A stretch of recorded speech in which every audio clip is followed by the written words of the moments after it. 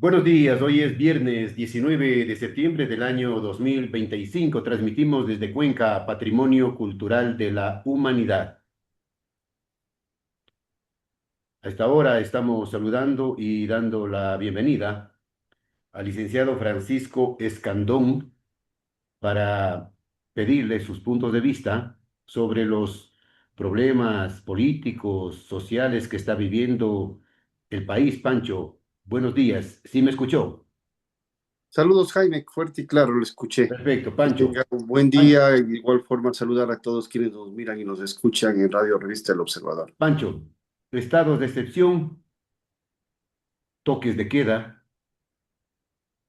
represión a los manifestantes, amenazas, intimidaciones, agresiones también a los periodistas, algunos han sido agredidos, cubriendo las manifestaciones, un derecho constitucional, pero el gobierno no se detiene y dice que no se va a detener. Pancho, ¿cuál es su lectura sobre estos momentos políticos que vive el país bajo la dirección del señor Daniel Noboa de ADN? La crisis política que vive el país tiene un nuevo capítulo y ese nuevo capítulo podría tener desenlaces en los siguientes días. Desde el gobierno tienen una perspectiva de cómo solucionar los problemas y desde los sectores populares de igual manera. Pero hay un hecho que me parece a mí que es determinante. Es la crisis política no está alrededor de la famosa contradicción correístas-anticorreístas, sino está en la contradicción pueblo versus gobierno, pueblo versus Novoa. Y eso tiene un elemento cualitativamente diferente de lo que pasó en las elecciones últimas presidenciales, que da por resultado una crisis interna en el correísmo, un descalabro dentro de sus filas, incluso la posibilidad de que su convención nacional que se vivirá en las próximas semanas pueda facturar varias bajas desde el lado de esa fuerza política y desde el lado del gobierno también una descomposición de su popularidad.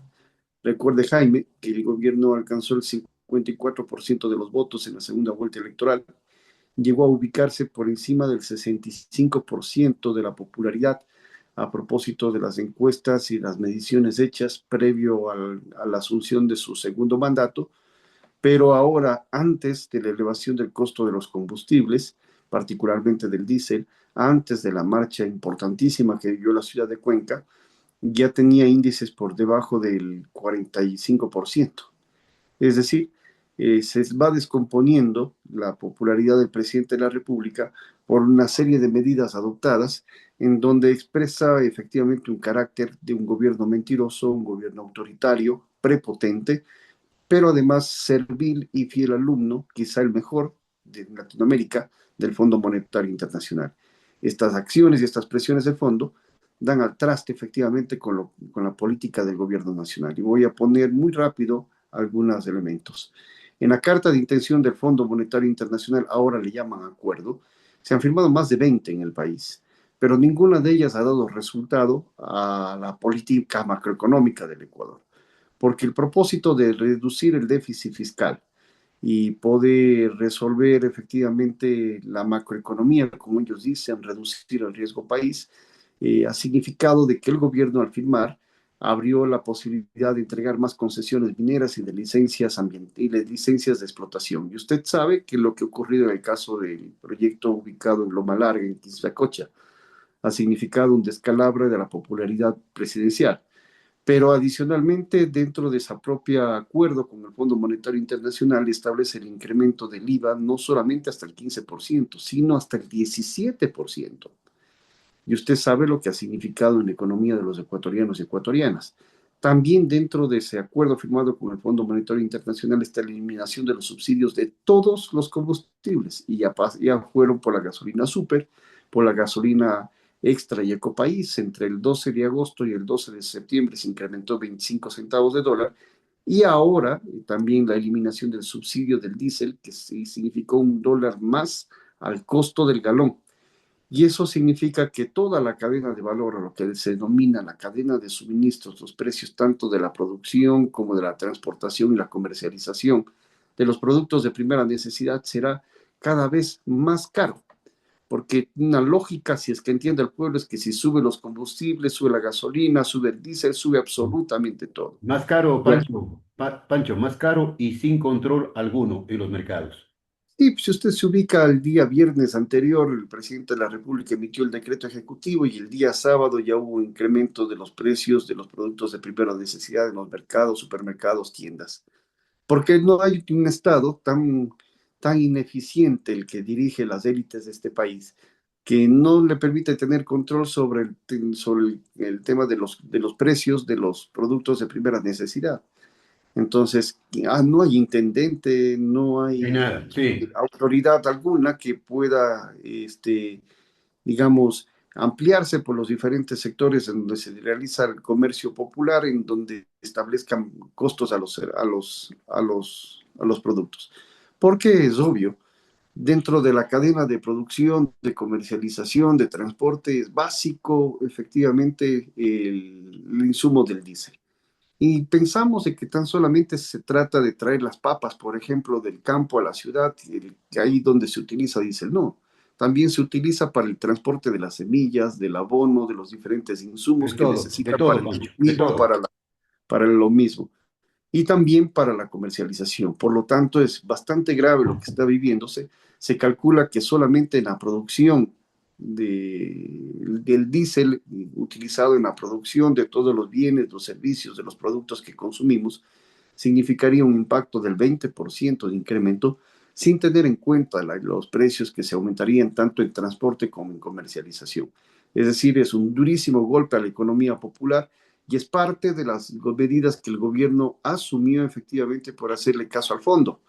Y ese es un tema que le está costando ya al gobierno, que ha significado varios puntos de su popularidad, de que va derrumbando paulatinamente, progresivamente, y que también significará al gobierno una duda, si es que es posible sostener esta palabra, sostener estas medidas con importante rechazo del pueblo ecuatoriano que amenaza con no tan solamente acciones progresivas, sino llevar a un levantamiento popular en donde no solamente se discute ya el tema de la elevación del costo del diésel, el decreto ejecutivo pertinente, sino incluso todo el paquete neoliberal, regresar el IVA al 12%, evitar las concesiones mineras y petroleras, evitar la ampliación de la frontera del extractivismo y otras medidas más que han sido impulsadas por el fondo, así como también los despidos en el sector público. Pancho, el presidente Noboa va perdiendo credibilidad muy pronto, aceleradamente. No nos olvidemos que en campaña decía, suelto de huesos, que el diésel no subiría nunca, sino que más bien bajaría el precio para que los ecuatorianos estén tranquilos y le den el voto. Es que una cosa es con violín y otra con guitarra. El presidente de la República, apresurado por lo que establecían las encuestas dentro de la campaña electoral, hizo varias ofertas.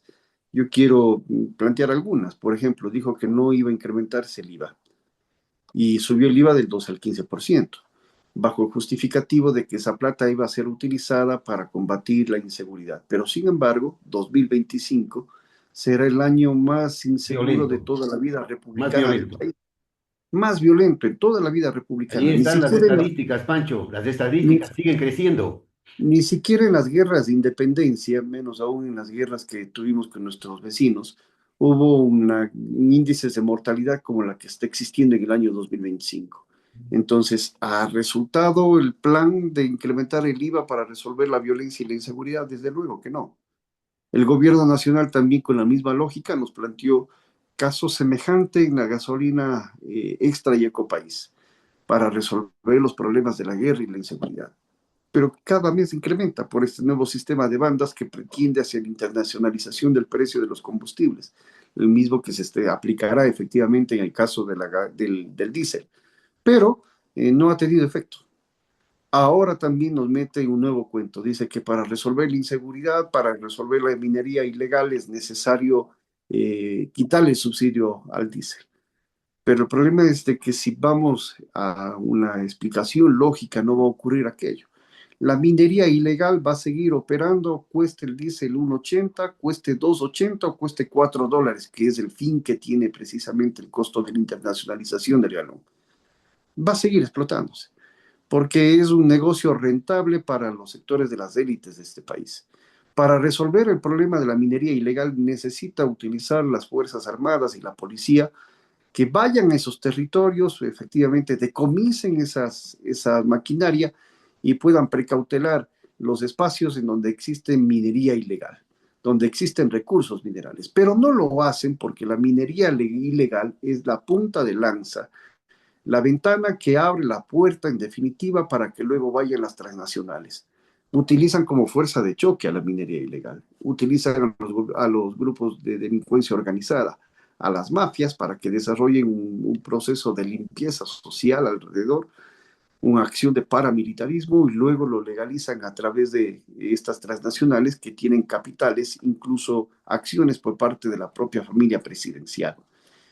Para poder hacer efectivo el control del contrabando, para hacer efectivo el control de la minería ilegal, se requiere mucho más allá de deseos y mucho más allá de demagogia.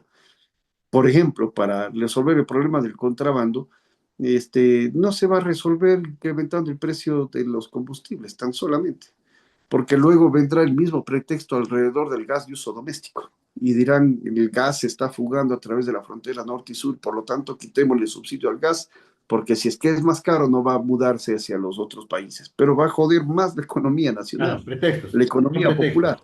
son Pero pretextos, desde Pancho. luego, lo que debería hacerse es un control en la línea de frontera, militarizar la línea de frontera, no solo para que evitar de que salgan los combustibles y el gas de uso doméstico de nuestro país, sino evitar de que ingresen también los estupefacientes. El control de la frontera es necesario, pero además censar las poblaciones que se encuentren al menos 50 kilómetros dentro de la línea de frontera, pero también establecer cupos de consumo tanto de gasolina como de igual forma de gas para evitar efectivamente la proliferación y que se constituye un negocio fraudulento que trae problemas para los ecuatorianos y ecuatorianas. Medidas hay.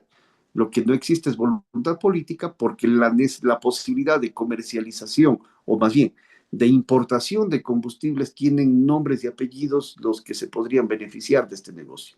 Claro, pero Y dentro de ese negocio, uno de los más trascendentes importadores de combustibles es el señor Isidro Romero Carbo, que hasta hace 2 doritos de atrás era esposo de la tía del presidente de la República, de la señora Isabel Noboa Pontón, y también una importante comercializadora de combustibles, particularmente de diésel, es el hermano del presidente de la República, le pertenece a él, Petro Noboa. Entonces, el negocio familiar, el negocio y entender al país como hacienda es prácticamente política de Estado en el Ecuador. Pancho, la CONAIE, Le escucho, Jaime, le sí, escucho. Pancho, la CONAIE ha anunciado ya una paralización indefinida a nivel nacional. Y esas paralizaciones de la CONAIE lamentablemente son violentas y dejan también muchas pérdidas al país. Me parece a mí que primero parte de entender si son justas o injustas las acciones que lleva adelante el movimiento indígena, sus luchas. Y me parece que todas son justas. Pero el problema es de que hay un viejo adagio popular que dice que la violencia acarrea violencia. Y deberíamos ubicar cuál es el principal o cuál es el- la prioridad, cuál es quién inicia la violencia, es el término correcto. Entonces, es violencia que a una familia que gana menos de un salario básico unificado, menos de $470, que son millones de familias en nuestro país, le eleven el diésel a $1, que significará el incremento de los productos de primera necesidad. Es violencia que afuera de los hospitales se muera la gente por no tener posibilidad de hacer una diálisis. Es Hay violencia que varios no casos, existan ¿no? medicamentos dentro de los establecimientos públicos de salud. Es violencia si la infraestructura educativa está obsoleta, si los niños tienen que abandonar los espacios de educación para poder ser enrolados dentro de la mafia. Esa es la violencia fundamental, la violencia estructural. Pero cuando el hambre es ley, la rebelión se convierte en justicia. Y la acción que emprenden no solamente el movimiento indígena, sino las organizaciones sociales y populares han ido creciendo. Fíjese usted, hace el 11 de agosto, sí, el 11 de agosto, y hubo una importante movilización del Magisterio Nacional a propósito de echar abajo de la Ley Orgánica de Integridad Pública, que echar abajo el veto del incentivo a la jubilación que hizo el presidente de la República. Y desde allí hasta entonces no ha parado las movilizaciones. No ha habido semana en que no exista una acción, un reclamo, una necesidad planteada en donde el presidente de la República le ha dado efectivamente espalda. Se le ha dado espalda a las exigencias, por ejemplo, de los enfermos renales que piden ser atendidos en sus enfermedades crónicas. Le ha dado la espalda a los servidores públicos que reclaman de que no puede vivirse tanta inestabilidad a propósito de la Ley Orgánica de Integridad Pública. Le ha dado la espalda a las organizaciones de derechos humanos que plantean que no se puede vivir con la ley de espionaje y contraespionaje, efectivamente violando principios universales de derechos humanos. Y el gobierno le da la espalda a los cuencanos a propósito que reclaman de que no debería haber minería como la que quiere hacer Dundee Metals en Quimsacocha, y reclama de que se trata de una protesta política en donde es manejada 100.000 cuencanos y cuencanos, azuayas y azuayas, como si fuesen manejados por Bueno, los intereses de un alcalde o de un Pancho, prefecto, sin entender de Pancho, que se trata de un problema de dignidad. Pancho, la marcha de Cuenca, la marcha multitudinaria de Cuenca, fue un ejemplo a nivel nacional y a nivel mundial. Sin lugar a dudas, pero por los elementos que están planteados. Y están planteados la defensa de un recurso natural, de un recurso patrimonial que tienen los ecuatorianos y ecuatorianas, particularmente los cuencanos y azuayos, como es efectivamente el Parque Nacional Cajas, y que es una zona decisiva sobre todo para la generación de agua con zonas de carga hídrica, como son los diferentes humedales, como son los diferentes cuerpos lacustres que tiene efectivamente el Parque Nacional, y que tiene zonas de influencia no tan solamente hacia Cuenca, sino hacia varios cantones de la provincia de la Suay, de la provincia del Cañar, e inclusive para la zona costanera de nuestro país. Entonces, la explotación del Parque Nacional Cajas de los recursos minerales, particularmente en esa zona, en Quimsacocha, donde está muy cercano a Angas, Soldados, donde está muy cercano a otros territorios y otras comunidades, significará poner en riesgo la vida misma de las personas que consumimos agua alrededor efectivamente de esa zona. Y es obvio de que existe un reclamo por parte de la población que está inundado, diría yo, de dignidad.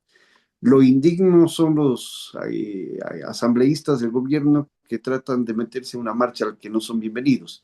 Lo indigno es un presidente de la República que de forma mentirosa no caduca la licencia ambiental, no retira la licencia ambiental a esta empresa transnacional, y que de forma mentirosa establece que las autoridades de la provincia y de la ciudad, de la SUAY y de Cuenca, tendrán que defender en los organismos internacionales y particularmente en los centros de arbitraje internacional los intereses del Estado ecuatoriano. Primero, ningún alcalde ni ningún prefecto tiene competencia de defender al Estado ecuatoriano, lo hace la Procuraduría. Además, hay un baño allí de mentiras que tiene el gobierno, hay que darle un baño de verdad en consecuencia, pero adicionalmente recuerde usted, ¿cómo así permiten que estén aún latentes los centros de arbitraje internacional cuando en consulta popular los ecuatorianos y ecuatorianas rechazamos ya que no debe haber arbitraje internacional ante la serie de inversiones que puedan hacer cualquier empresa transnacional? Que Bien, firmaron una licencia de explotación sin tener en cuenta que el pueblo ecuatoriano le dijo no a los arbitrajes internacionales. Se están desconociendo la voluntad y la soberanía popular. Entonces, da clarita muestra que al presidente de la República le interesa tan solamente las consultas que están en función de sus intereses económicos y políticos. Pero otras tantas, como por ejemplo las consultas populares que han existido en Victoria de Portete, que han existido en el propio Cuenca, en Quito, alrededor del Chocó andino, la propia consulta popular anterior en donde las preguntas D y E fueron rechazadas por el pueblo ecuatoriano, contrato por horas y de igual forma centros de arbitraje internacional, el retorno a los mismos, o incluso la consulta popular del Yasuní, a pesar de tener votaciones históricas, le importa un bledo al presidente de la República porque no está en función de sus intereses, y ahí sí las incumple. bien. Y el capricho presidencial ahora nos plantea una nueva consulta popular en donde se reitera temas ya rechazados hace poquito atrás, e incluso quiere plantear una asamblea constituyente como si esa fuese la alternativa, sino más bien se convierte en un distractor frente a un problema elemental que existe en la actualidad, que es el alto costo de la vida. Bien, Pancho, bien, gracias, Pancho. Allí en la marcha multitudinaria histórica que se vivió en Cuenca, multicolor, de todas las condiciones, hombres, mujeres, niños, jóvenes, adultos, con banderas, con música, con cantos, pero también se metieron el alcalde de Cuenca y el prefecto de la SUAY, pues cuando antes apoyaban y aplaudían la minería en Quinzacocha y estaban presentes ahí bailando, y ahí se metieron tratando de conseguir unas migajas de popularidad y de aceptación. No olvidemos lo que ocurrió en el tiempo del llamado progresismo, hablamos de la década correísta. Correa con insistencia sostenía de que el Ecuador y particularmente los cuencanos y azuayos eran mendigos sentados sobre sacos de oro. Sacos de oro. Y esa lógica y esa frase que queda impregnada dentro de la conciencia y dentro de la memoria de los que sí tenemos dignidad, no la podemos olvidar. Y esa frase que resume lo que es el extractivismo es propia de lo que vivimos décadas atrás cuando comenzó efectivamente la explotación de petróleo. Es el mismo discurso. Y ese mismo discurso en que estaba por delante el desarrollo, el progreso, el interés nacional, da muestra que durante estos más de 40 años de beneficios a propósito de la explotación minera, de la explotación petrolera, perdón, no ha significado resolver los problemas de los ecuatorianos y ecuatorianas. Más bien ha habido un conjunto de consecuencias ambientales y sociales que son los pasivos que existen de la actividad extractivista, son enormes y hasta ahora no tenemos una contabilización de las pérdidas que significaría de aquello, incluso de los recursos económicos. Algo semejante está ocurriendo en la minería. Ahora se nos vende la idea que ampliar la frontera minera, que permitir la explotación, entre comillas, responsable y legal de los proyectos, grandes proyectos mineros, resolverá la vida de los ecuatorianos y ecuatorianas. Pero acabamos de ver lo que ocurrió en Zamora Chinchipe hace unas semanas atrás, con la inundación que existente de las diferentes poblaciones. Queremos algo semejante para el Claro. resto del país, para la ciudad de Cuenca, Ujú. y lo irresponsable es que ahora, a propósito de pescar a río revuelto, autoridades que antes celebraban y aplaudían la entrega de las licencias de exploración, como ocurrió en el caso del correísmo y el señor Lloret, que estaba junto a Glass precisamente con los primeros funcionarios de la empresa, con los representantes de la empresa, entonces ahí sí tenía validez. Y ahora efectivamente, como existe una conciencia ambiental importante en el sur del país, entonces tiene que meterse a las aguas tumultuosas de una manera demagógica y algo semejante de lo que ocurrió Son con el cínicos. alcalde de Cuenca. Su Pancho, papel cuando